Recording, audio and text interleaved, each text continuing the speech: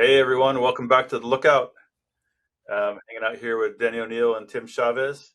We all went down to LA together in May and spent a week on bikes looking at the Eaton Fire and Palisades Fire and had a great trip. It's really amazing. We learned a lot, and so it's been 7 months since we were all together down there. And this is the anniversary of the fire, so I thought we should get together and talk about what we've thought about in that last 7 months since we made the movie as kind of a follow on. So, hey, fellas, Happy New Year.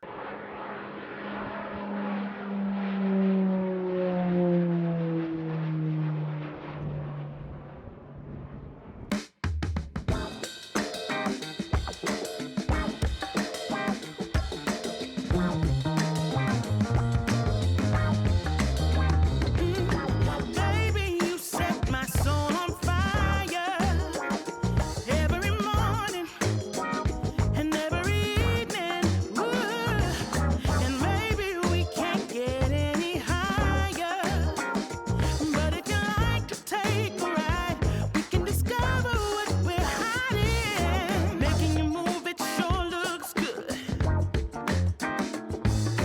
Playing it cool like you know you should. Happy New Year, Zeke. Happy New Year's. Since, there's a lot's happened since then, a lot to talk about, but what are your, a year on, what do you think about when you think about the fires and our trip? Well, one thing I've been thinking about, especially with this wet December and January we've been having, is how ridiculous it is to talk about year-round fire season some years. Hmm. I think we've kind of conditioned the public to thinking, oh, it's a year-round fire season all the time in California now, but it definitely is not. Hmm. I mean, there's some years where it sure is, and last January was one of those years. But we have to figure out a way to educate the public better so that they know that when you don't get any rain from October to January, that's not normal. And those are the times that people need to really pay attention to their surroundings and all that kind of stuff. Because it just grates on me when all the agency PIO departments tout the year-round fire season all the time, and it's just not true. Yeah, I agree with that. How much so we had Ken Pimlott was Jerry Brown's fire chief, and he said what Jerry Brown wanted said. So big emphasis on climate change. And, and we didn't hear much talking about year-round fire season before that. It seems like, do you think that that's kind of a factor? Is just the politics, state politics? I mean, I just don't think we give people enough credit to be able to understand the nuances sometimes, or we don't do a good job of explaining the nuances of, climate change and how it's kind of a slow disaster, at least up to this point. And I don't know, it's a difficult science education problem. Hmm. So there was an article today in the New York Times by David Wallace Wells, and they closed it out with 4 or 5 paragraphs about our series and what we had to Oh, say really? about um, kind of the perpetual nature of fire in Southern California. But I think it's interesting. Some of the mainstream science writers who've had a real kind of maybe a somewhat climate alarmist tone, some of those folks are getting it and kind of finding a balance. I think I feel like I'm starting to see that a little more from some of the people who've been really reliably kind of more climate alarmist. I'd say that you can read that whole article and it doesn't dwell much on climate change. It talks about things that we talked about land use planning and Stuff you can do longer. something about. Yeah, I think so. Yeah, Zeke, and then over the last, however long since we took that trip, I've been really following what's been going on in Eaton and Palisades and kind of reflecting on, the 16 plus thousand houses that burned down and then the billions of dollars of damage. And one of the things that I've been kind of looking at is, where else in Southern California is still a target? And, I did this little process of trying to, using GIS, pull up where all the fires in the last 30 years have burned, and then trying to figure out, those Santa Ana corridors, and then trying to look at all those areas that haven't been impacted yet. And I'm a little surprised, and I know there's a lot of stuff going on, throughout California that I don't know about, but with what happened in Eaton and Palisades, I'm a little, I'm hoping that all the communities that are still in the line of fire for next fire season, which is 6 months away, are taking what happened seriously and trying to enact some stuff in their communities immediately. And I was even thinking about, should we even be using the incident command system in some of these communities to help get some mitigation rolling?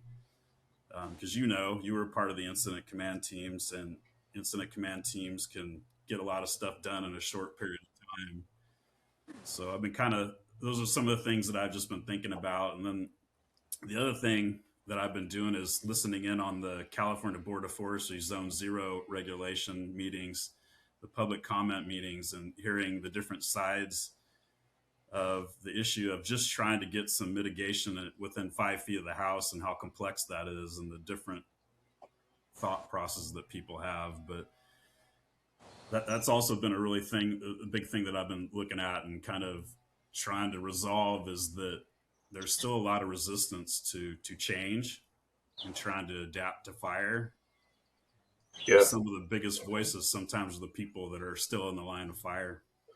Yeah, they mentioned that in this New York Times article this morning. They'd say that Brentwood, which we know is like, we drove through Brentwood to get to the Palisades fire. It's right there. And it's kind of like emerged as kind of one of the leading voices against Zone 0. And, just looking at, in Google Earth or Google Street View, looking at those neighborhoods, they are identical to what just completely incinerated in Palisades. And it's understandable that people don't want to cut the brush. That's the only thing between them and the house that's 10 feet away. But I think that it's interesting to see that people are saying, like, well irrigated landscaping isn't a threat. And it's like, well, we don't have droughts when we don't have big fires when there's not droughts. And when we have droughts, we tell people to water their vegetation less. Yeah, listening in on those Board of Forestry comment periods, one of the things that kind of caught my attention is a lot of people focus entirely on the house, and we need to focus on the house. And structure to structure fire spread is a real thing, and it's an important thing. But it's more than just the house. So homeowners can't control ember exposure, and so you definitely have to mitigate your house for ember exposure. But you're not hardening your home if you're not looking around the house and looking at those combustibles around your house that can also cause your house to burn down. And traditionally, we're looking at 100 feet for vegetation management and 50 feet for adjacent residences. And then IBHS has done some really good stuff, and they've termed the combustibles in between houses connected fuels. And those connected fuels really do matter. I think we talked about a little bit in the series that, fire doesn't move like a lava flow. It moves like an explosion. And the firefighters, when the fire impacts the community, you start to get structure to structure fire spread. But you also have all these connected fuels in between that are on fire. And then those houses that are catching on fire are throwing embers, way out ahead. And it's an impossible situation for the firefighters. And so people really need to realize that they do need to evaluate their house and mitigate their house. That's number one. But they also need to evaluate the things that are around their houses. I was just over the holidays, we were looking at some old family videos, and they had my grandparents' house in Santa Barbara, and it was probably not too far after it had been built, and there was hardly any vegetation around the house. It was a green lawn and a house. But I look at it now, and there's all this vegetation that's grown up, I'm over 50. So over 50 years of vegetation, that's there that wasn't there when the house was first built. And it kind of hit me is that, we need to kind of think about vegetation, and maybe it needs to get replaced every once in a while. Right. Yeah, we're going to do a little project here at our house. Over the winter, we're going to cut a bunch of the vegetation back and do some kind of landscaping, kind of make a video about Zone Zero. Yeah, I was just in Cameron Park, on Highway 50 between Sacramento and El Dorado Hills, or above El Dorado Hills. And same thing, it was built in the 60s. And so you've got all this landscaping that's now 65 years old, 60 years old. A lot of it's deer resistant. So juniper, oleander, lavender, rosemary, all those things that we know are the worst. But we're living with those decisions that were made before we thought about these things. Yeah, and I think through that, the Zone Zero comment periods, there was a lot of people talking about landscape vegetation doesn't burn and landscape vegetation can protect your house. I'm not saying all landscape vegetation is bad. Properly maintained and irrigated is, you can reduce the risk. But I think you had kind of mentioned a pretty good fact is that Southern California doesn't have a lot of water. Where I live in the tip of Southern California, I have a drought resistant landscape because you have to be rich to be able to afford a green lawn, because water is expensive. Yeah. And I know my drought resistant landscaping, I push it to the limit in the summer. Like I try not to irrigate as much as possible, and I'll start irrigating once, the stuff starts dropping leaves and turning brown. And I have a lot of those native plants that, we saw burn in the Palisades. So I think it's, landscape vegetation can be properly maintained, but should we be thinking about, where we live and what types of vegetation we have around our house? I think that's kind of important. Well, I think a takeaway for me when we were in, Palisades, but especially in like Bel Air, we're dealing with old growth landscaping, right? Like some of these hedges are like 70, 80 years old. They've just been accumulating dead material on the inside. Someone's been coming and pruning them every week for the last 50 or 60 years. But it's kind of unique when the hedge is like 30 feet tall. Like it's different. It's old growth. Well, and that, all that green we talked about in the series, how, people grow those giant hedges for privacy and they look really green and lush from the outside appearance, but you start digging into the interior and you've got all the dead material and branches. Ice plant is a classic, ground cover that everybody thinks is fire resistant, but I've seen ice plant spread fire across the ground just like it was a grass fire. It's all dead underneath all that green succulent stuff.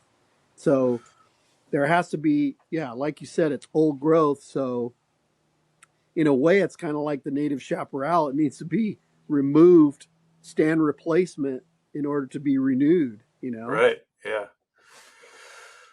So Zone Zero, I saw in this article, the New York Times article said they were hoping that they said they were going to fast track it for 2025 during the LA fires. He said now that he thinks it won't happen until at least 2029.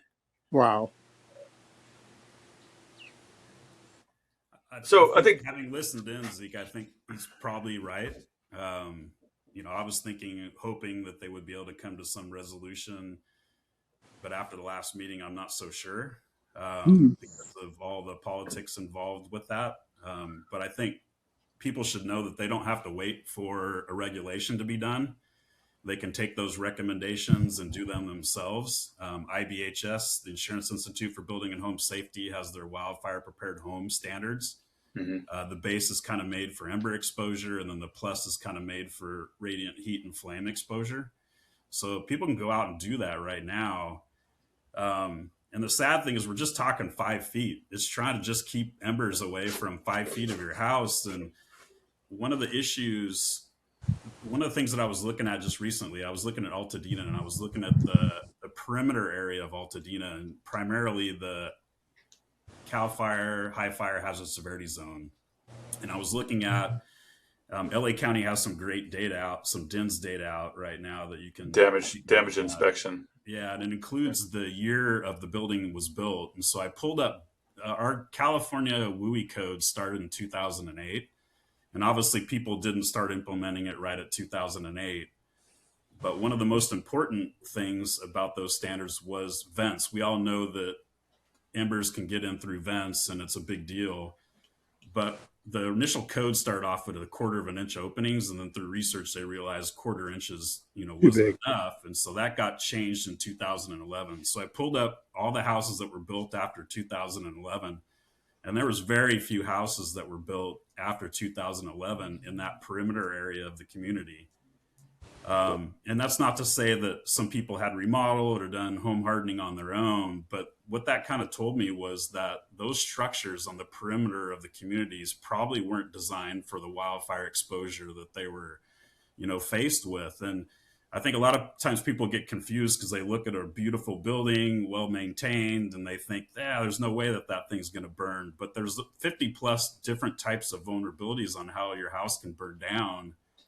And if you're not mitigating most of those, or technically you should be mitigating all of them, then the one thing that you don't mitigate could be the thing that causes your house to burn down. And so that was a pretty big thing that I've kind of, been taking a look at and there's thousands and thousands of houses in Southern California that were built before our WUI codes.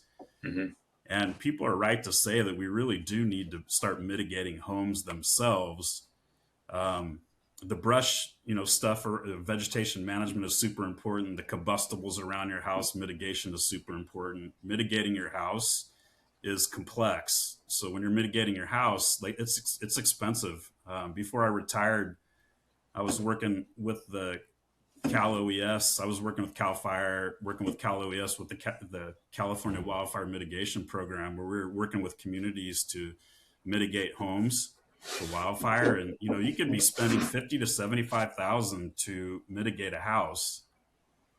So the dilemma is we have these thousands of houses out there that haven't been mitigated. They're in the line of fire. And there isn't tons of work getting done in that area. The question is, how do we make that happen? Well, and I think when you put together what you're saying with what Tim's saying is that the houses that are the oldest, that are the most structurally vulnerable, are the ones that have the most decadent old growth chaparral of the landscape around them. I think, coming back to whether or not we implement Zone 0 in 2025 or 2029 is like we've had Public Resource Code 4291 for, since the 70s. Mm-hmm. And until the last few years, very few ranger units really prioritized enforcement.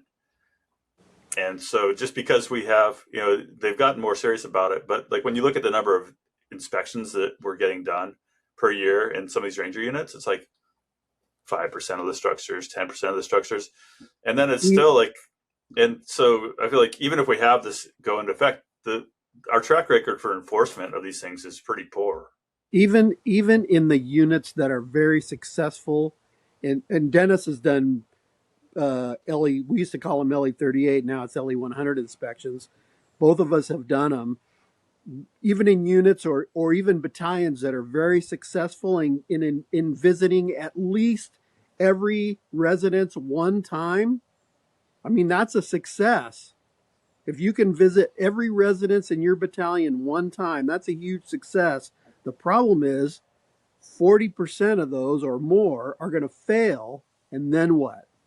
And what happens is you do your, we all get hired or get back to our stations. It's different now, but we used to get back to our stations in April, after being on winter assignment, whatever that was. So we start our inspections right away, and we get our first round of inspections done by maybe mid-May or late May. And then guess what? Everybody starts going to fires, and the second inspections never get done. And even if they do get done, if you have a violator that's failed 2 inspections in a row, nobody ever gets a ticket. Because the cops, and there's only, even in the biggest units, there's only half a dozen cops. They're busy chasing arsonists and other cost recovery stuff that is higher priority. I don't ever remember a single citation for weed abatement ever getting written in my battalion, ever. Right. And how many structures were in your battalion?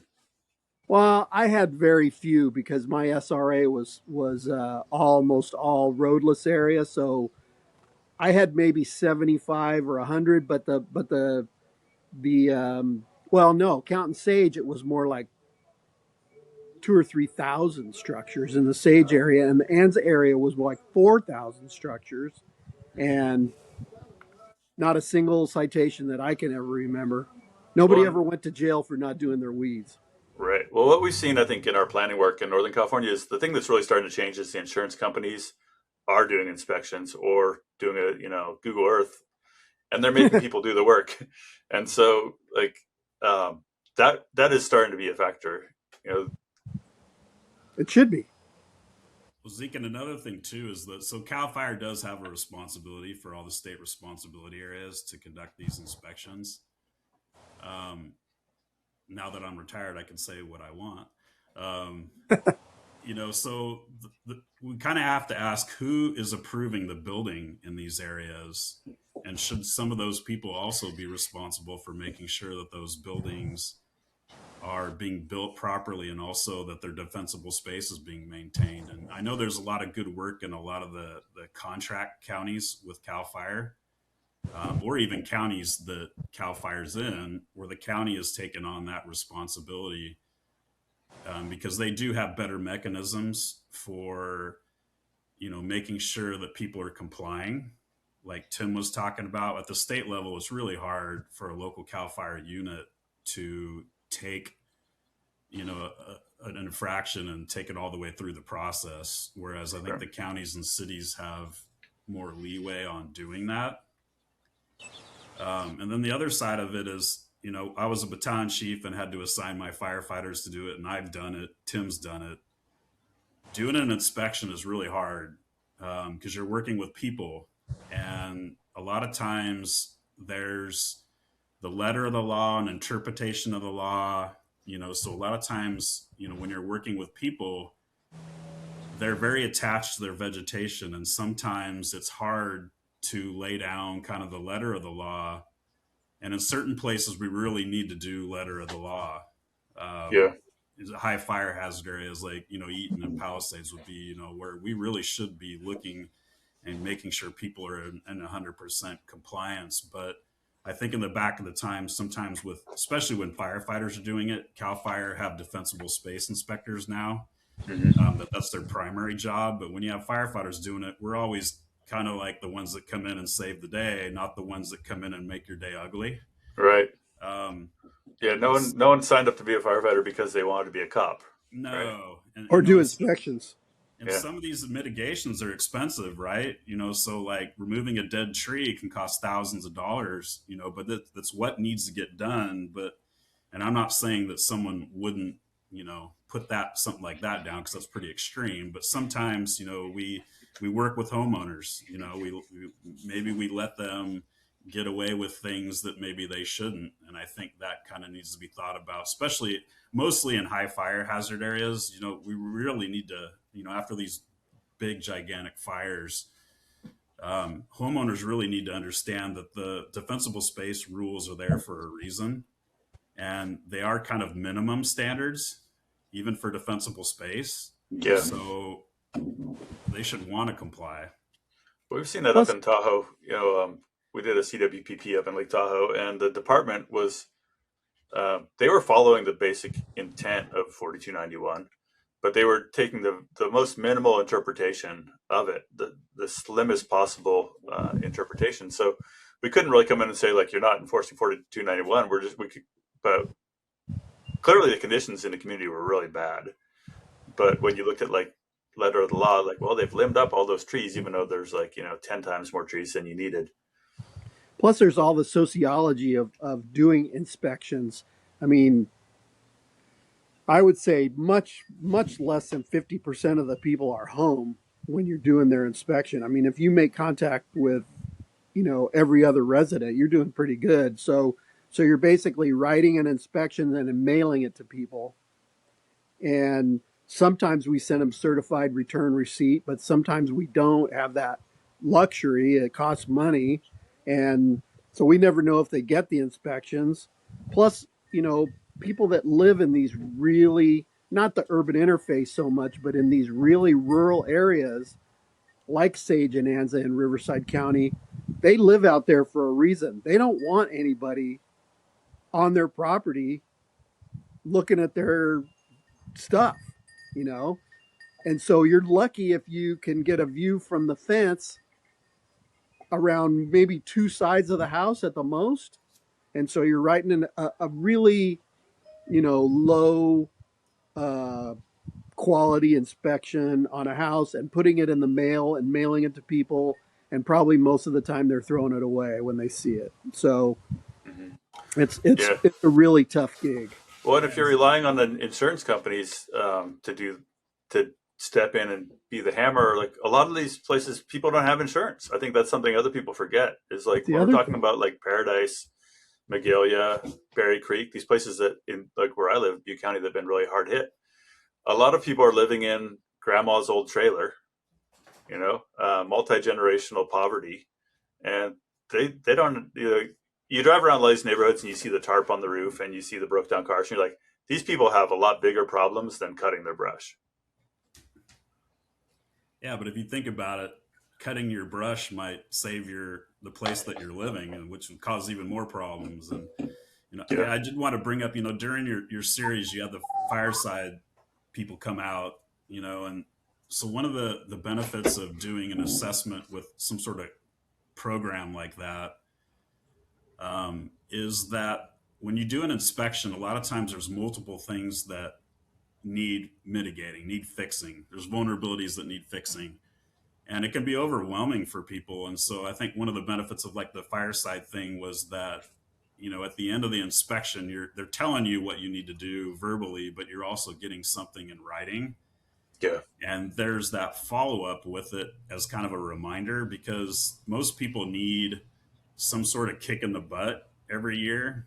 Like I have a vacant lot somewhere, I'm not going to say where, and I usually wait for the fire department to send me a notice saying that I'm in violation, and then I go out there and fix it, which is not the way to do it. But people get busy and they need to be reminded, and they need support on how to do some of this stuff. I was talking to someone in Southern California. They wanted me to look at their house, and we kind of did some evaluations, primarily just on landscaping, not the home hardening part. We can talk about the home hardening part of the inspection after this, which we probably should. But he had 10 cypresses, gigantic ones that were probably 50, 60 years old. That was his major landscaping vulnerability. And he himself couldn't afford to remove them. He was happy to remove them. He just couldn't afford to remove them. And we were kind of talking like, is there a way for you to get with your neighbors? Because the neighbors had the same thing. And so it's like, how does your neighborhood get together to try and mitigate all those cypresses on a cost effective basis? Which I think is another avenue that people should be looking at is, how do we make mitigation more cost effective? And the way you do that is by bundling houses together. yeah. I saw an interesting post recently, and someone said, unless you save your neighborhood, like if you're the only house on your block that survives the fire, like you're screwed. Like you're going to wish that your house had burned down. And it's like we hear that over and over up here in Butte County. Like people is like, man, I just wish it. Like at first, I was glad my house survived, and now like I couldn't live in it for a year because of smoke damage and toxins. And now I'm living in like a perpetual construction site with no shade and no neighbors. And so I think you really have to think about like, yeah, is it you can't just focus on your house, your own house. I found an article from the plains. They were talking about, all the, you would have these wagon trains and stuff that, would be rolling around. And so everyone on the wagon train kind of knew what happened, when a fire comes, or some of these communities would have these fuel breaks around them. And everybody in the community knew that they had to have the fuel break. And then if they didn't get the fuel break up before the fire came, everyone in the community knew how to get a fire break in place before the fire got there. And what that kind of told me is a long time ago, communities that lived in fire, took it seriously and knew what to do. Whereas I think nowadays, and maybe us and the fire department are a little bit to blame, but if you're adjacent to a wildland area, you need to be thinking about wildfire. You need to be thinking about, how it burns, when it burns, and then what you need to do at your own home, but also as a community.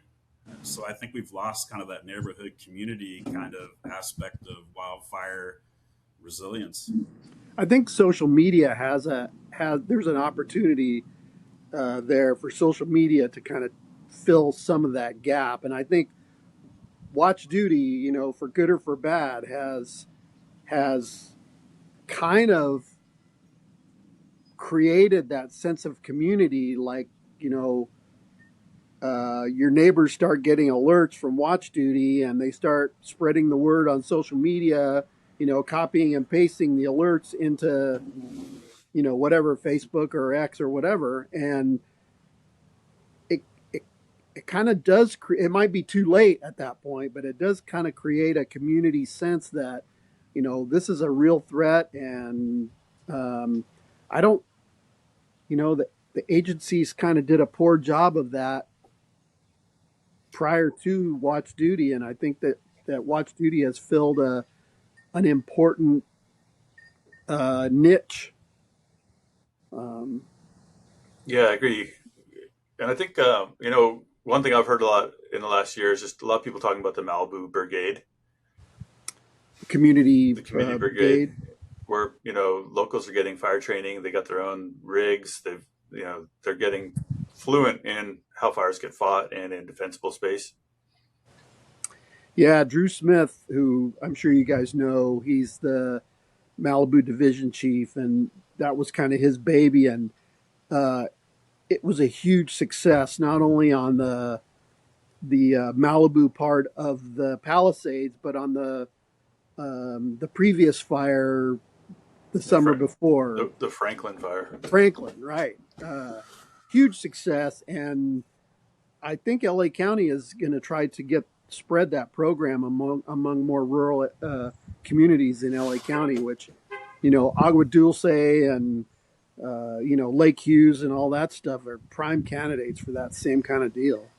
Yeah, we saw that here. We've got our Prescribed Burn Association, and we did a lot of work in Cohasset that helped change the outcome for the town of Cohasset, but also just exposed a lot of locals who didn't have kind of experience with fire, just to being around a fire and figuring out, like, is it time for me to go? Am I safe? Oh, the fire's laying down. And so a lot of people we talked to after the fire said, hey, if I hadn't had experience with the PBA, I wouldn't have been able to kind of recognize that it was safe for me to stay longer and end up saving my own house. I think one of the things that Malibu crew is great, and a part of that, Tim had mentioned the LA County Fire and Drew, like they're very well trained, so those types of programs, you do have to approach them with a little caution and just make sure that, because Sure. those people in Malibu know about safety zones, escape routes, all that stuff. Because it's easy to talk about staying at your house during one of these fires, but not everybody's mentally capable of being able to take what you're going to see. So it's going to be hot, there's going to be embers, there's going to be flames. And so not everybody has the mental acuity to be able to like handle that. I had a Yeah. project a long time ago where we were evaluating the Witch and Guajito fires down in San Diego County, and I had to listen through 911 tapes of all these people that thought they were good to stay at their house, but were calling 911 because they were trapped and they were afraid to, and they were going to get on the road at the worst possible time. And so I think there's a utility for those programs. I think they have to be coordinated really well with their local fire department. And I think there needs to be some training, or a significant amount of training, just to make sure that people know what they're getting themselves into. And I would never stay at a house that I didn't, do proper defensible space, vegetation management, and harden that home. There's certain homes where you just should not be at when there's a fire. Yeah, Well, for sure. Australia went through that, what, 5 or 10 years ago, when they had an original. Their original thought was, well, we can teach people how to Just stay either and go defend. early or stay and Yeah, defend. And then after Black Saturday, that didn't work out so good, so they kind of abandoned that deal. And there is definitely a physical fitness aspect here. There's There's a mental toughness aspect to, and not everybody is as great a judge of themselves as whether they're capable of that kind of, decision. Yeah, yeah. I heard had an interesting story here. A good friend of mine helped set up a pretty elaborate sprinkler system for a place in Cohasset where we'd done a lot of prescribed fire, and they got it all assembled. Like an hour before the fire got there. They'd been working on it for like weeks, but they got it all put together and they saved this place. But the homeowner, no, and it was hot. It came up the hill and there was 200-foot flames, and then it got to their irrigated zone. It kind of laid down. But the homeowner, who's a pretty squared away guy, said, I don't remember anything in this 1 hour period. You know, like he's like, he remembers the fire was coming, and then the next thing you know, it's like, okay, everything's fine. And during that time, he was very he functioned and he helped save his place, but he has like zero memory. PTSD, man. Hey, Zeke, another thing, because you talked about the inspections. I think one of the things people don't understand is the legal requirement for defensible space inspections really only includes the area away from your home. So that's, the new zone 0, zone 1, and zone 2 out to 100 feet. And it only includes the property you own. So if you only own 10 feet, then you're only doing defensible space on 10 feet. It doesn't talk about home hardening, right? And we capture some CAL FIRE captures some basic information.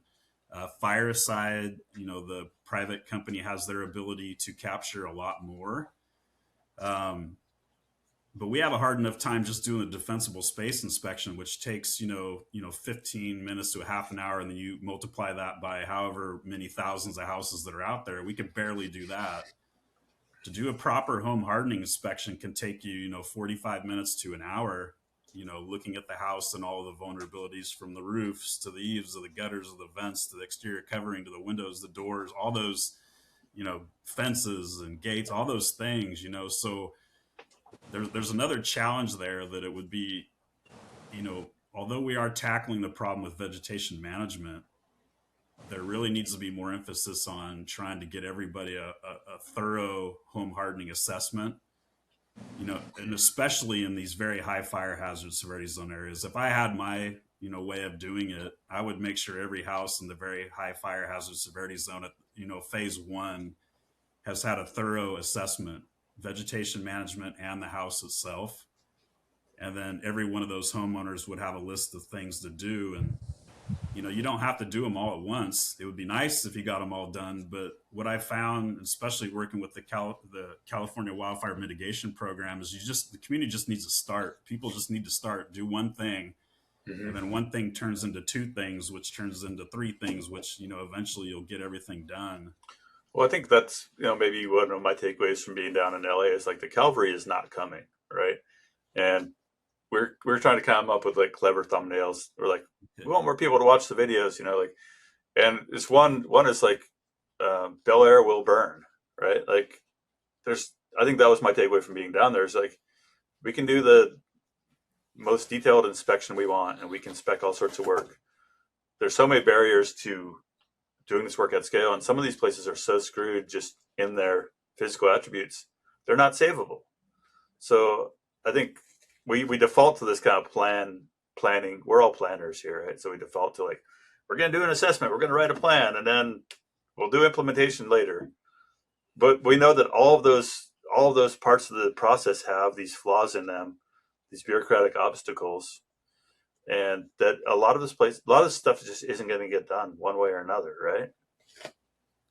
Either people are owners that kind of need to take the initiative and start making stuff happen. I mean, listening to the Board of Forestry Zone 0 comment period, we're arguing over 5 feet, and people aren't. People are waiting for these regulations. Which baffles my mind is we shouldn't need to be waiting for these regulations to get going, because this argument of going back and forth over what should be in zone 0 is kind of crazy because it's more than zone 0. During the series, we were in that one neighborhood where we had the houses that their fence line was, 10 feet. They only had between their house and the wildlands 10 feet.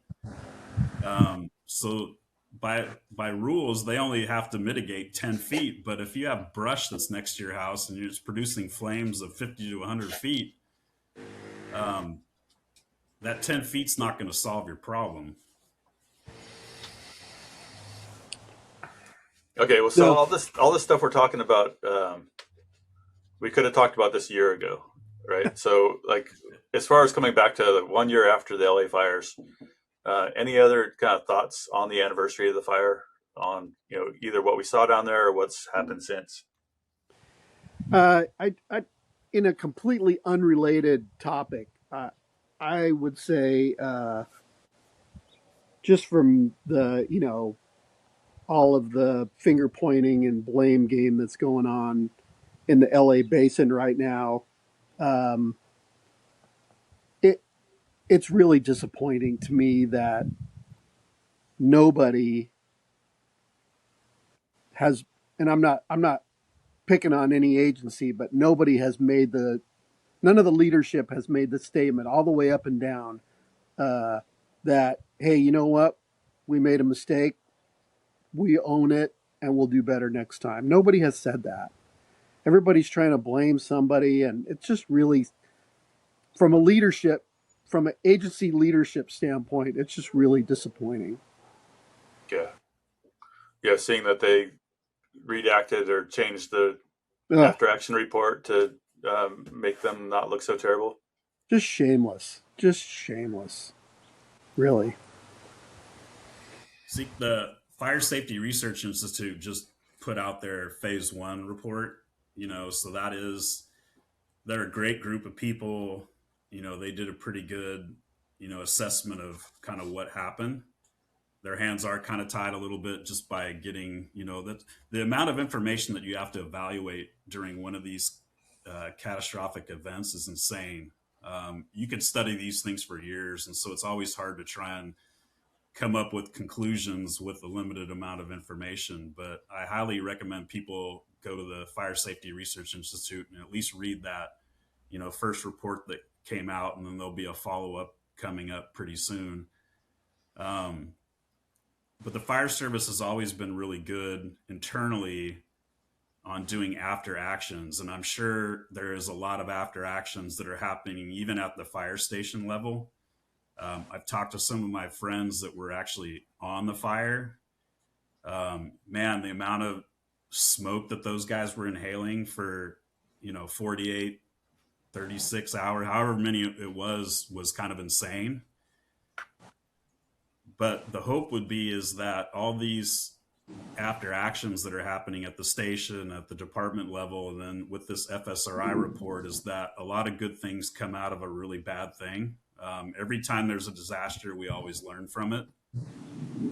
That's kind of the key. And I'm still waiting to see, what those things are going to be. We know about the home hardening, vegetation management, all that stuff. But I think there's going to have to be a reckoning a little bit too on how we fight these fires because they're so challenging. Um, we need to kind of rethink a little bit about how we fight these fires and probably even manage them. Having two catastrophic events happen at the same time with that many houses impacted is, it's kind of a crazy thing to even think about trying to wrap your head around, let alone manage.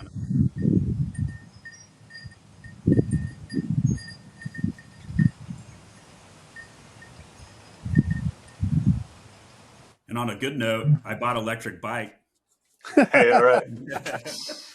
I was anti-electric bikes before that trip. I'd always ridden just a normal mountain bike, and when I saw electric bikes come out, I was like, "Man, those things—that's cheating." But after putting in all those miles, I went out and bought an electric mountain bike. It's hopefully going to be here mid-month. Nice. How many? Yeah. So we can't ask you yet how many pounds you've gained since you got it. No, I got one too. I got a better one than those Aventins. Oh, really? Yeah. Nice. Lookout. One of my Lookout supporters got me a nice bike. So where are we going next? I guess. Are we going to do the Bay Area? The East Bay Hills. Good. It's time. The time is coming. You have so many options out there. I was focusing earlier just on Southern California. Like, we haven't been to San Diego since, I mean, the last big fire season was 2007, but you're Yeah. 100% right. There's areas up in the Bay Area that also haven't had a major event in a long time. You have Well, free pick on 1,000 different places to go to. That's yeah. Well, true. it's kind of depressing. It is. Well, just I think what's depressing is just that we're not. I don't feel like we're making much progress. I feel like we're making a lot of progress on paper, but I feel like the reality is so massively. Well, just the reality of the work and the relentlessness of vegetation growing. Just that we're not seeing people rebuild with stucco, or like people are rushing to rebuild houses out of wood, and Yeah. it's like, well, where's the progress? We've been having these conversations for we had the same conversation after the Cedar Fire 22 years ago. Well, I've been Yeah. so in Altadena there. I just saw a podcast or a video of a builder that was touring Eaton, and he was talking to a couple contractors. And you know what? I think there are a lot of contractors out there that actually are that have figured it out. I wish I remember the name of the show or the guy, but they were building one of the first new homes in Altadena, and they were building it really well. It was stick built, but they had 1 hour walls. I think it was a metal roof. Fascias were covered. All those double pane, double tempered windows. So I see a lot of hope. I think there's some contractors out there that really have figured it out and are trying to figure it out on how to build houses in an economical way. Mhm. Um, Well, yeah. So I think there's hope for the rebuild, but for a lot of these neighborhoods that are at risk, I'm less hopeful that we're going to save them. I think that was my takeaway from our bike trip is like, man, these places are pretty screwed. The existing stock is just so huge, Yeah. it's a and massive problem, and it's the massive. California Wildfire Mitigation Program doesn't get enough credit. It's been a struggle for them to try and get homes retrofitted, and they're targeting older communities that were built prior to the codes. But there's a lot of success stories there. I wish they would have more things out there on their progress, and you might even want to have them. You might want to go tour one of those communities, Zeke. I think it'd be really helpful for you to see some of these communities that actually are trying to make this work. Yeah, that'd be good. I could use some good news. Yeah, there's a community, Kelseyville Riviera, up in Lake County, that was one of the first communities to really get going and getting houses retrofitted. Yeah, it's one of the scariest places in the whole freaking world, man. 100%. And that community took on the challenge, and it's tough because we were asking them to try and retrofit to the National Institute of Standard Technology NIST hazard mitigation methodology, which is a really comprehensive retrofit program. So they were struggling because we were asking them to try and do it to what was prescribed in that document. And that document that they prepared was a collaboration between CAL FIRE, NIST, and IBHS to try and figure out, how do we identify all these vulnerabilities and how do we mitigate every vulnerability economical? And it might be really good for your viewers to kind of see what that community went through, because it wasn't easy. It wasn't pretty, but there was something to be said about starting and working the problem. Once you start working the problem, then you find ways to make things work, and it's overwhelming. One of the hardest things with home hardening is you have this list of 50 plus things, and most people don't start because it's too overwhelming. Mm-hmm. The key is just start. Yeah, I agree with anything, right? With planning a bike trip, just don't let not knowing what to do stop you from starting. What are you hopeful about, Chavez? Well, I think the one thing that I think is beneficial is, like Denny said, we have unfortunately, we have, John Hawkins calls it the law of catastrophic reform. We have all this data now. We have a pretty good we have a pretty good sense of what it's going to take. We just need to apply the lessons that we've learned. And the lessons are available. They're out there for everybody to see. The data's out there for anybody to crunch. We know what to do. It's not like, it's not like curing cancer where we're trying all this different stuff. We know what to do. We know what it takes. Mm-hmm. So we just need more application.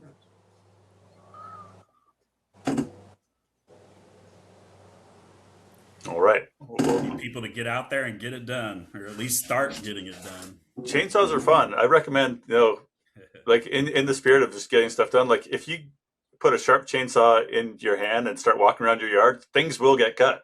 Like guaranteed. And then you cut something, you're like, well, that was all right. Let's cut some more.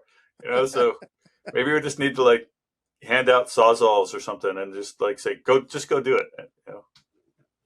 Yeah, and believe it or not, it's, to get people that actually know what they're doing can be tough. Like a trained person to go out and do vegetation management around your house without making it look like a moonscape is kind of an incredible skill, and we need more people like that. We need more contractors that landscape architects.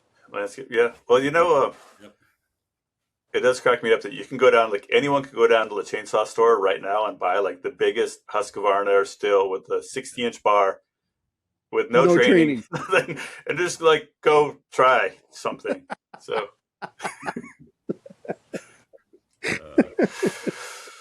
I walked around. I lived with a gal. We had a really funky house, and I walked around one day in the house with a sawzall with a big, the big demo blade, and then we ended up cutting a big hole in the wall because that's what happens when you like walk around the house with a sawzall. But that's when I was thinking, like, it's pretty similar to walking around with a chainsaw. I'm actually trained and dropped the power line in my backyard. I'll admit it. Yeah. It's really easy to, I had to make room for my sponsors on my wall. So I just took down, I had a little graphic that was like a dude on a ladder with a chainsaw with an X through it. But, yeah. Are we into the jokes part of the broadcast here? Well, I had a great time with you guys. I think slowly processing it. But for me, the takeaway was just like landscaping is architecture. And that's why it's so hard to get people to cut their landscaping. It's part of their house. It's part of their living room. They love it. Yeah. And what's that thank you, Zeke, for doing this show, because we do need more voices out there to reach different populations. Not everybody wants to listen to a firefighter or a government person. And so I think it's good to have voices like you out there that have channels to reach people and make people start, So yeah, you said just start. And so I think it might be helpful for us to tell people like, what are some simple things that anyone can do? And I think for me, it's like go out with some loppers or some pruners and just collect a bunch of the dead twigs that are in your old bushes. Prune stuff. If you don't know what you're doing, you can never go wrong like cutting out old dead branches. Right. And even if you just like cut them into small pieces and put them in your trash can, like, what's something, Danny, you think that anyone could do? So I just was out at, because I go to a lot of people's houses because they ask me to come out and do like an evaluation. And so we had a elderly gentleman in my community that wanted to, do some stuff around his house. And so we walked around and did the full on, assessment for vegetation and home hardening. And he asked me that, what can I do today? And he had, just leaves and brush around his hot tub, which was right next to his house. And he had all these little things, just getting rid of those small combustibles within 5 feet or 30 feet of your house was super important. He went out there and did that. He got rid of all the, all that material that had been accumulated in his gutters and then other crevices around the stairs of his deck and things like that. And that was something he could do that day. Yeah. And that got him motivated to call me back. He had, it was abutting grasslands, and the grasslands were cut, but cut grass still burns. And right next to his house, he had this old, vine that had died that was right next to his house. And so his next thing on his list was getting rid of that dead vine. So by getting out and removing, that debris that got him, set on his course to help get all those things that we had talked about done at some point. Yeah. Even Yeah. 1 foot is better than 0. Yeah. Yeah. I interviewed Cheryl Drinkwater, who's an architect, and she said, when we build homes, we have all these different systems. We have the roof system, we have the electrical system, we have the water system, and all those things require maintenance. And she said, one of the best reasons to not have a wisteria or some vegetation growing up all over your house is that you can't, it brings rot. If you have a vine growing in your wall, you can't paint the wall and then it rots. And so, just thinking about it that way too. It's like, if you go out and pull down that old vine, you're actually probably helping your house stay in better shape. And lots of things that are just got. We all get old, right? So the guy I was talking to, he couldn't get up on his roof anymore. I'm getting into an age where I probably shouldn't be getting on my roof anymore. Yeah, all of us, right? No ladders. Yeah. Yeah.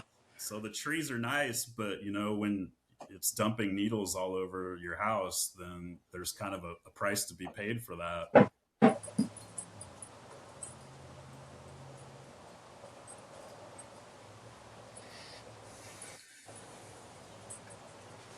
Look at my list here. Anything else we got?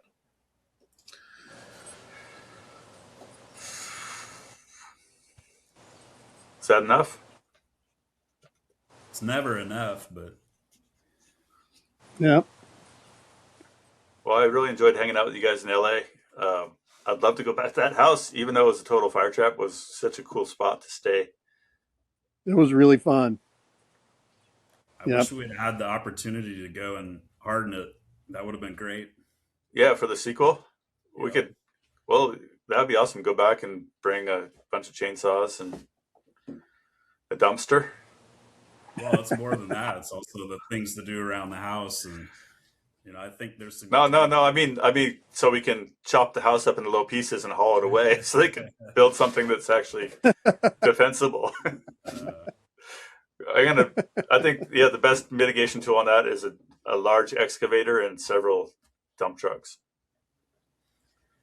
But if you think about it a little bit, if you can reduce all the combustibles around your house, so if that guy, if that building, if you can reduce your fuels 100 feet around their house, then your really only exposure is going to be embers, right? And so the thought would be as if you could get him to remove all the vegetation and stuff away from his house. Then are there some things you can do for embers on that house that are cost effective? And I think there is. I think looking at people if you're watching this and wondering what we're talking about, check out episode 3 of Danger in Plain Sight, where we did an inspection of our funky ass rundown old A-frame vacation rental. That place had so much rot and everything else in this major structure. It's probably it's a great lot. Someone will buy it and build a fancy house. Yeah, but I think you have to look at it, in a different light too. So that house, we didn't have a lot of time to do a thorough inspection. That was, the episode was 15 minutes. So a real assessment would have been 45 minutes of walking around that house. And there was a lot of things that didn't make it onto the episode that, were identified as vulnerabilities. It'd be nice if you could, tear a house down and rebuild it. But there's so many people out there, especially people that are at retirement age, that just can't afford to do that. Yeah. And that's the hard part. And that's where you need your neighborhood. That's where you need your community to kind of come up with solutions on how do we do the best we can with some of these situations. And, while we were there, and we didn't get to talk about it during the episode, but I had, 1,000 things in my head of what we could do to that house to make it, less vulnerable than what it currently is. Maybe, we're not making it 100% fireproof, but there was a lot of things that you could do to make that house better. Some cost effective, some not, but that's kind of one of the things that people need to really take a look at. And we really do need to work on solutions for people that can't, fully retrofit their house. Like the best case would be everybody takes their old home and upgrades it to the current code standards. if you try and do that, that could be $150,000+. And I'm just throwing a number out there. Every house is different, but Yeah. most people can't afford to do that. And so when you look at home hardening, you have to look at strategies that look at like targeting where you do the hardening Hmm. and then doing partial retrofits, you know. So if Yeah. you can't replace all of the siding, you get all the combustible exposures away from the house, and then maybe replace the bottom 6 inches to 2 feet with something non-combustible where the embers Yeah. are going to kind of hit up against the house. So that targeted hardening and also the partial retrofits are kind of an important strategy to help people that can't afford to do the full thing. Yeah. But you're correct, Zeke. Like, it is a huge, crazy challenge to deal with older homes. Yeah. Well, and especially ones that are just super poorly maintained. Correct. Or built, you know, with combustible components. You know, like that house had a lot of combustible components on it. So yeah, you're correct. But it's a huge challenge on these older homes to try and bring them up to a place where they're somewhat, you know, mitigated. Yeah. Well, this thing's like fairly regular maintenance can, I think, really help. Like spending, paying someone every decade to come pressure wash your house and maybe paint the parts that need it can save you having to replace like everything around your roof, right? Like when I just think a lot about driving around Paradise after the fire, and so many of the houses that we saw that survived in Paradise were really well maintained. They had nice tight eave corners, they were painted, and just they looked tidy. And you didn't see the shaggy old shacks. They didn't survive. I do have one picture of a house that survived in Paradise that was covered in pine needles and definitely not up to the WUI standards. So sometimes there's luck. Yeah, Yep. I did a little video here yesterday, and there's like someone's always commented like, "Well, you're talking about all this stuff, but like there's weeds right up against your shed, you know." And I looked down, there's a gas can right up against the wood siding of my lookout shack. And how do you relay that to people? Because that is, that's a part of that hazard mitigation methodology and fire pathways. And that it's crazy that scraping 10 feet around your house could be the thing that saves that shed from catching on fire. That if that shed catches on fire, it's going to be potentially impacting your house and potentially catching your house on fire. Or my neighbors, yeah. Yeah, that's how much does that fix? Scraping, 10 foot down to dirt around your shed right before fire season. It's like an hour of your time, right? Well, that was an interesting thing looking at air photos of Altadena before the fire was that a lot of the edge of Altadena, where there are older, larger lots, people had a lot of sheds, chicken coops and outbuildings. And that's something we talk about on here just because I've kind of got a shed fetish. But just that, like, if you are going to fire safe your house, you got to fire safe your shed. You got to fire safe your boat that's parked in your yard that's full of dead leaves, Yeah, sheds, if they're within 30 feet, you really need to mitigate them. So if they're closer than 30 feet, like what we tell people with sheds is they should be at the same WUI construction standards as your house. So you want to it's better to have a metal shed. Some of the sheds have vents in them that people don't think about. Those vents should be designed just like your house. The roof of your shed should be, a Class A roof. One of the biggest things with sheds is a lot of times people put, like metal sheds on top of a wooden, base. Mm-hmm. And that's where the embers kind of pile up. So Yeah. whatever foundation for your shed should be non-combustible and not allow embers or vegetation to be growing underneath it. And then, doors, people leave doors of their sheds open and things like that. But those are those connective fuels that IBHS talks about, that if they catch on fire, they become an exposure, or your house becomes exposed to them. Right. So yeah, I got a shed right next to the lookout that's full of spray paint because my kid keeps all of his tools and stuff in there. And it's like, well, that's not safe. if that catches on fire, we're screwed. Yeah. And this is one of the things where, like, when me and Tim started before me, but through our careers, there's been no real funding for research.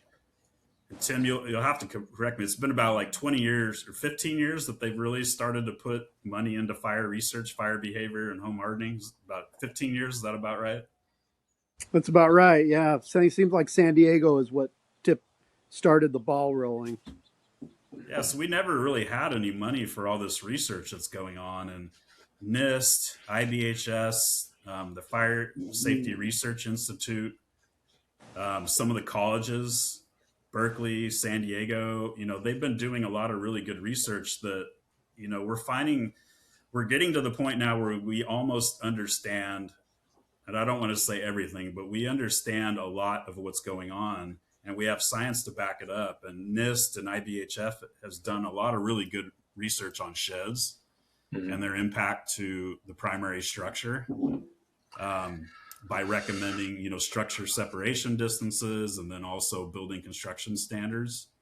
Yeah. The problem is that research is all over the place, and it's hard for a homeowner to, comprehend all this stuff that's in different places. Right. And I bet you that, 98% of the sheds in the world were built without a permit, so you can regulate all you want, but like, if someone's already building an illegal structure, like, you're not going to reach them. No, and the worst thing is when they build a shed and it doesn't really impact their personal house, but they build a shed right at the edge of their property line and it's right next to their neighbor's house. That's kind of when it becomes a bummer. Well, I think we're still talking about like the planning world, the regulation world, and everything. Like when you look at like the Santa Cruz Mountains, we went on maybe the Martin fire, one of the fires that burned in kind of around Loma Prieta in our team days. And it's like 90% of the structures that burned were unpermitted. And in Butte County, same thing with like the Poe fire, it burned 100 homes or something. And like, so many of those, there was no building permit ever pulled,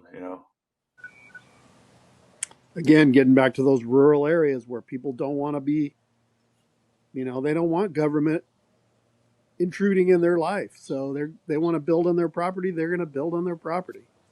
You're not going to stop them. But that's personal responsibility, right? So if you have a house that's, a quarter mile from the next house, then it's kind of the property owner making a decision. Mm-hmm. The challenge comes is when you get into these urban environments where, your next door neighbor, their resilience dictates your resilience, so urban environments are challenging because everyone is kind of lumped into the same vulnerability class, right? So if one house is burned, then it could impact your house. And so it really needs to be a neighborhood kind of thing rather than, an individual property owner that chooses to make a decision on their own with no impact to people around them.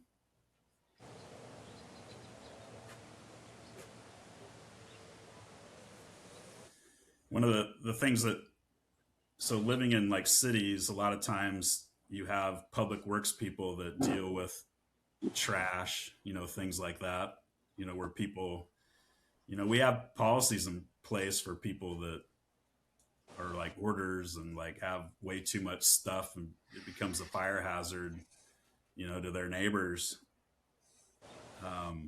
There's policies and things in place to be able to mitigate that. It's a little bit harder when you start talking about people not complying with defensible space, or there's no real requirements for older homes as far as hardening goes to bring their older homes up to a current standard.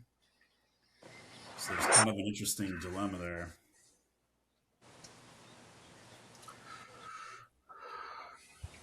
Okay. Somewhat not really related at all, probably. The quick reaction force in SoCal, current kind of news about that, about the counties Orange County not renewing the QRF contract. Edison pulled their funding, I think is what happened. Okay, so Edison was paying the guarantee, and then the counties had to pay the flight time, right, on the helicopters. I just thinking of that because we've like continually upped the horsepower of suppression.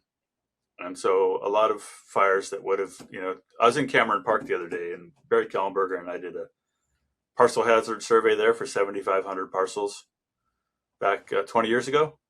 And it was just like, man, this is a really bad spot. This place is going to burn. And it hasn't. It's been 20 years. It hasn't burned.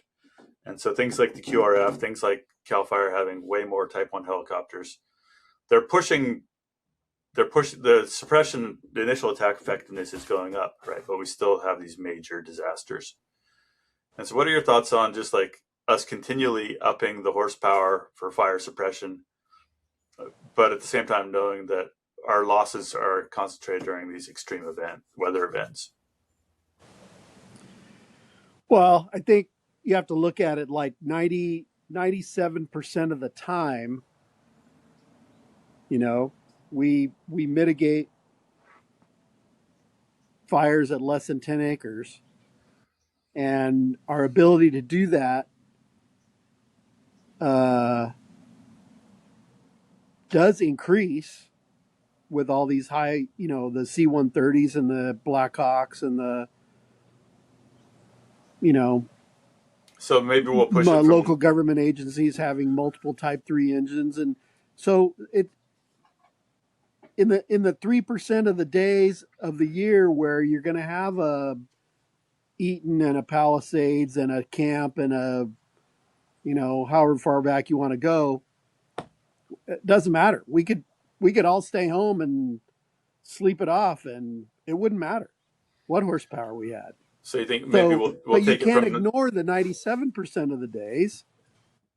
So it's a dilemma, but I mean, ultimately, budgets are what's going to make the call, and that's what's happening in this case. So we could take it from 97 to 97.5 or 98%, Yeah. but we're still going to have those 2% Or- of the days. or 97% instead of 10 acres, it's 5 acres or 1 acre. You know what I mean? Mhm. But yeah, on those 3% of days, it doesn't matter. Every reservoir can be full. Every hydrant can be functioning. Every engine can be staffed. Every helicopter could be flying. It doesn't matter. But also, you need to kind of look at, like in California, I've been studying some smaller fires in Southern California that burn, the smaller number of homes, 5 to 10. So they're not those Eatons or Palisades. They're burning under weather conditions that are not that extreme. But a couple of the fires I looked at, you have 5 to 10 houses burned down. Multiply that by the average cost of a house in Southern California, and you start looking at those numbers, and you can start to justify some of the expense of some of this firefighting equipment. There was a point a long time ago, I was on a fire up in Monterey. I won't name a name, but we were protecting a subdivision, and we were trying to do the math in our head, because we ended up saving the subdivision with limited amount of resources, but we were like, how much did we actually save here? So we looked up Zillow, and we're like trying to do the average of how much we saved through that little tiny community out in the middle of nowhere. And it was a significant amount of money. It kind of made me realize that, what we're doing on those fires that are less than the 3% critical fire weather really does matter. I'm not one of those upper level people that understands the economics of, what is that right number of resources to what we're trying to protect. But it seems like the average house in California is, where I live, like $1 million is like a small house, nothing really that substantial. So 10 houses burning down amounts to a lot of money. Mm-hmm. And another thing too is, and Tim could probably speak to this a little more than me, is that I started in 1989 with CAL FIRE, and I'm trying to remember how much our station budget was. Tim, do you remember it was like $1,000 or stuff for the whole year, $1,500 for the fire station budget? If that. We never had any money, like for anything, like incident command teams. And Tim, you can also speak to this, like our initial incident command teams with CAL FIRE, you were lucky if you had each position with one person. So like a sit leader. Yeah, go ahead. The first incident command team I was on had 18 people.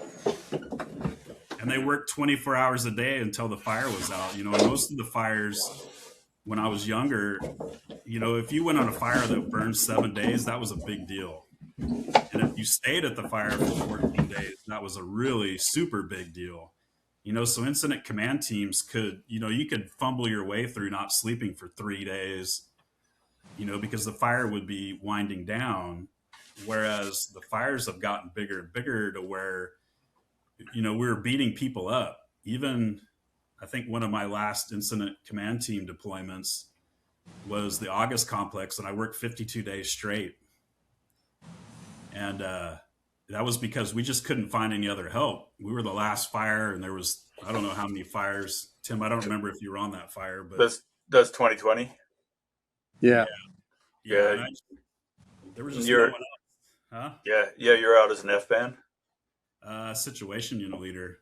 So that was 52 days of multiple days of not sleeping. Working 16, 18-hour days, and just there was no one else to call. Like I went through my whole list. And I was thinking about that, is that we were the last team to be deployed, so there was hardly no one left. So things have changed so much. So when you look at the sheer number of resources that have been increased, that kind of makes sense to me. Like longer term, like these fires have just gotten bigger and more complex. And so if we were to stay with Tim, I haven't even thought about it, but what if an old incident command team with 18 people was assigned to like the Palisades fire? I mean, they would implode. Yeah, there's no way. Couldn't do it. Okay, so thinking about fire tech, like I've been on LinkedIn a lot. I see you on there a lot, Danny. There's all this, really in the last 2 years, there's all this new kind of fire roof people. And as far as kind of thoughts on fire tech in the last year, has there been anything that you've seen in the last year since the LA fires emerging that you think is promising? Tim, do you want to start? Well, from an intel gathering standpoint, I'm having to go inside because my battery's dying. Hey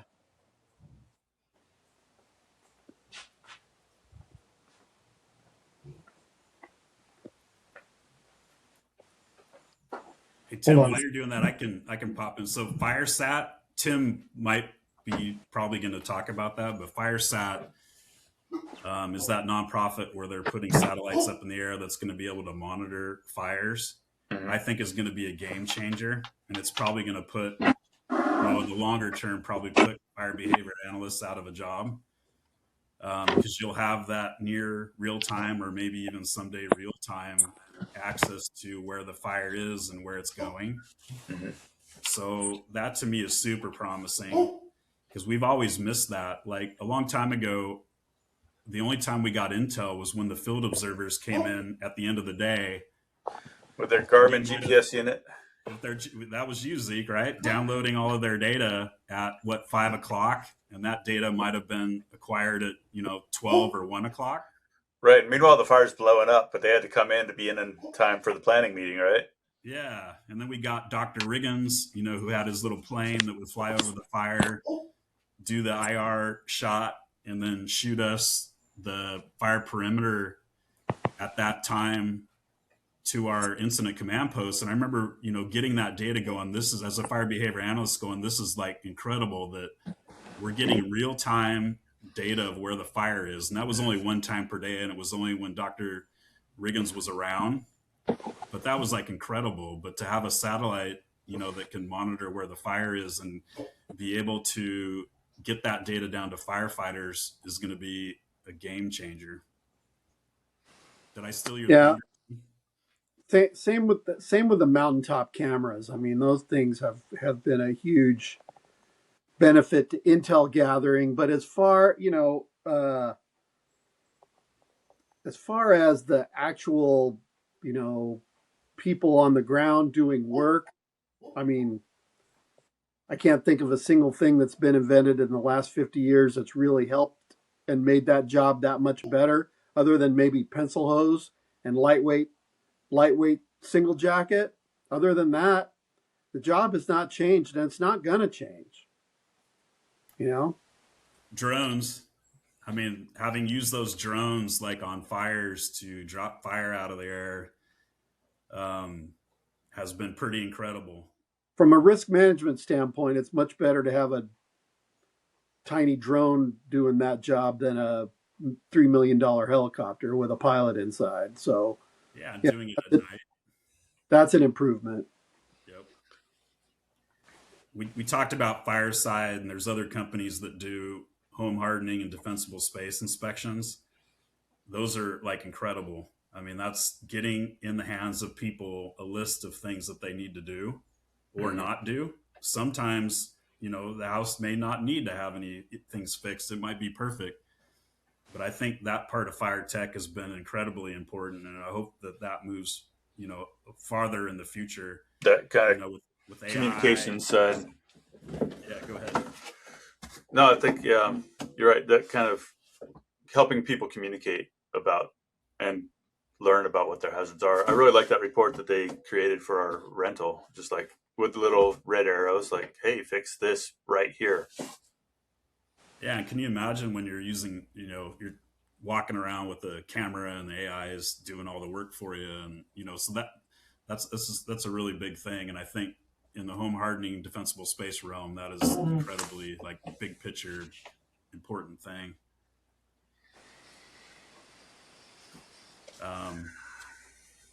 So yeah, fire tech gets really interesting, you know, because when you look at home hardening, like if you build your house to the optimal building code standards, and by the way, January 1st, we now have the California Wildland Urban Interface Code. So Chapter 7A of the building code, and then the residential code sections and fire code sections have all been moved over to the WUI code.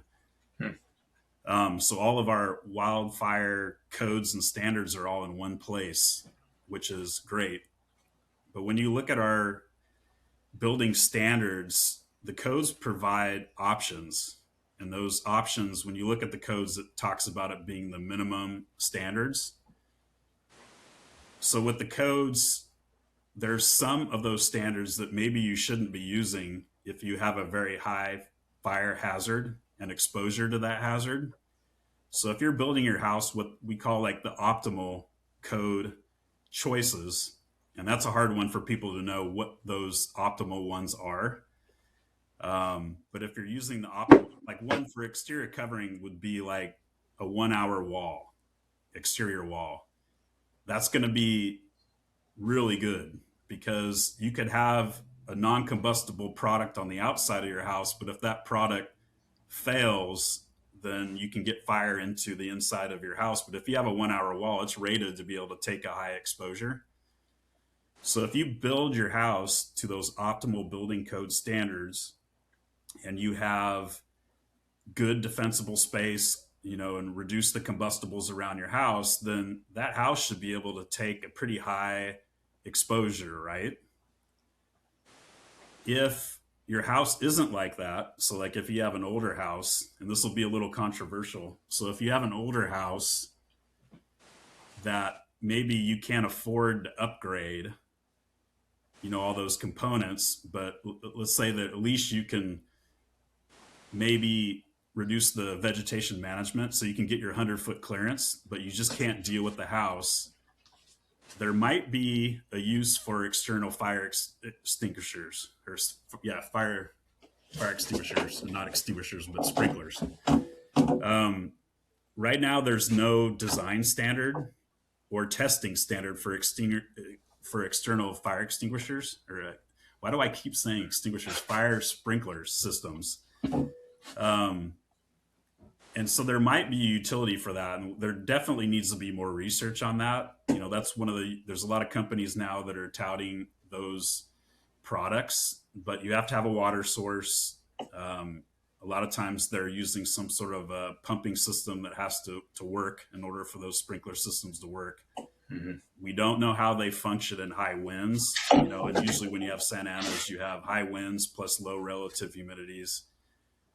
But if you're augmenting your house that you can't harden, then maybe there's a utility there. Mm-hmm. But I wouldn't go out on a ledge to say that they work or. But I think people need to be a little cautious on that. But I think there might be in the future some utility there. There's a lot of that stuff being developed kind of with the insurance companies in mind, saying that like the hook, people aren't going to buy this unless the insurance company tells them they have to. So yeah, it's hard to wade into this whole conversation because again, it would be really nice if there was some design standard and testing standards to say why you need them. So that would be my first question is if someone's telling me I need them, I would be asking, so why do I need them, and what vulnerability is that sprinkler system going to protect against? That would be kind of the way that I would approach it. And I don't want to just say, hey, external fire sprinklers are bad, because I think that is kind of the reaction sometimes. But we've been using them for a while. Like when you go to Forest Service fires, they've been using external sprinklers for a long time, but maybe just not under Santa Ana events. Well, and they require someone to come top up the Mark III pump, right? And like all these things are complicated. And it might sit for 10 years, not being used. Who's going to go out there and make sure the gas is fresh in the pump? Who's going to change the gas every 6 months? Who's going to inspect the hose? Who's going to make sure the intake's not clogged on the swimming pool? Like all that stuff, right? Or do you turn it on, the day before and it pumps water until the water runs out, and then it goes out 6 hours before the fire shows up and everything dries out? And, there's all these little things, but I do think that like sprinkler systems should be like, there needs to be more testing. They need to figure out, what they're I think a lot of this tech stuff, there's useful things about it that really would help, like a brigade where okay, we got 30 people that are going to be out patrolling this neighborhood and making sure the pumps are set or start the pumps at the right time. I think it's part of that. You got to think of that whole kind of community resilience model, having training and leadership and people. You can't take the people out of it. I think from the home hardening part, we would rather not rely on those active systems. We'd rather have the passive, like design your house properly and have good defensible space, and you don't have to worry about those types of things. Yeah. I think is the best plan. But, if you don't have that house that's built up to those optimal code standards, and, then maybe there's a utility there for that with further research. And I could definitely see that if I was an insurer, I wouldn't be super game to write someone's premium down just because they went out and bought a sprinkler system, right? Knowing all the difficulties in like maintaining something like that. Correct. So yeah, hopefully we get some more research on that. And I'm sure, there's a lot of these companies that have some of these systems, I'm sure they've been used through some of the fires, and hopefully, there's some information that can come out on that. But, have you guys heard about Mike Wilson's working with this company called Fort, and they're designing, it's like a fireproof shed that you go into if you get stuck at your property and a fire's coming. I know several people that are building those for themselves in the Idlewild area, boring into the side of a hill and putting a culvert, like a 16-foot culvert, and then building a door and a window and stuff. I mean, it's an escape hatch is all it is. Yeah. Your house is probably still going to burn down, but at least you'll be alive. Right. Yeah, me and Tim were both at the Esperanza fire, and that's kind of an example of there's certain houses that you're going to get hit by radiant heat or flames, and it just becomes untenable. So maybe that isn't necessarily the best option. Is to get out as early as you can and not have to deal with something like that. Yeah. Well, when you look at Beverly Glen and some of those places we were on bikes, it's like, man, you might have a hard time getting out of a lot of places. I could see why, if I lived in a place like that, I'd want to have a hobbit hole too. Yeah. And a high number of people die in their cars, like Denny said. They wait Yeah. too long and they jump in their car at the last minute and fall off the road and burn up. I mean, that happened. I think out of the 12 or 18 people that died on the Cedar fire, most of them died in their cars. Yeah. Yeah. Oakland Hills, same thing. All right. Well, we're at an hour and a half. I think that's probably more than that's probably a lot to expect of even the most stalwart Lookout fan. But it's nice hanging out with you guys. Hopefully you're going to do some editing. AI, baby. I gotta run. AI's gonna do it for me. Nice. But if you made it this long, you guys. all right. Thanks, everyone. See you guys soon. Happy New Year. Happy New Year. Bye.